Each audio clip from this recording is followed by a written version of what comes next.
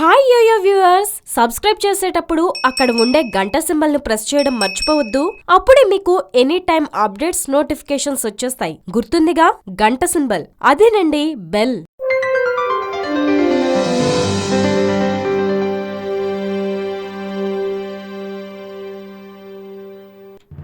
ఆంధ్రప్రదేశ్ రాష్ట్రంలో రాజకీయ వేడి బాగా హీటెక్కింది.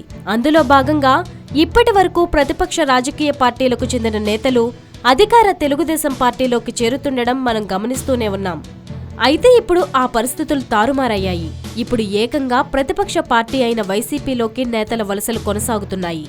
ఈ క్రమంలో అధికార తెలుగుదేశం పార్టీ మొదలు ప్రతిపక్ష రాజకీయ పార్టీలు అయిన కాంగ్రెస్, బీజేపీ లాంటి పార్టీల నుంచి నేతలు వైసీపీలో చేరుతున్నారు. తాజాగా ఏపీలో టీడీపీకి మిత్రపక్షమైన, కేంద్రంలో అధికారంలో ఉన్న భారతీయ జనతా పార్టీకి చెందిన సీనియర్ నేత ఏలేశ్వరరావు జగన్మోహన్ రాజు వైసీపీలో చేరారు.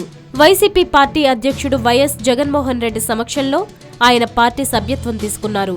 ఈ సందర్భంగా జగన్మోహన్ రాజుతో పాటు పలువురు నేతలు, అనుచరులు వైసీపీలో చేరారు. ప్రస్తుతం జగన్మోహన్ రాజు హిందూ దేవాలయ పరిరక్షణ సమితి రాష్ట్ర అధ్యక్షుడిగా కూడా ఉండడం విశేషం. ఈ సందర్భంగా జగన్మోహన్ రాజు మాట్లాడుతూ, వైఎస్ జగన్ చేస్తున్న పోరాటాలే తనకు స్ఫూర్తి అని అన్నారు. పార్టీ బలోపేతానికి తన వంతు కృషి చేస్తానని తెలిపారు. గత సార్వత్రిక ఎన్నికల సమయంలో ఏపీకు ఇస్తామన్న ప్రత్యేక హోదాపై జగన్తో కలిసి పోరాడి సాధిస్తామన్నారు.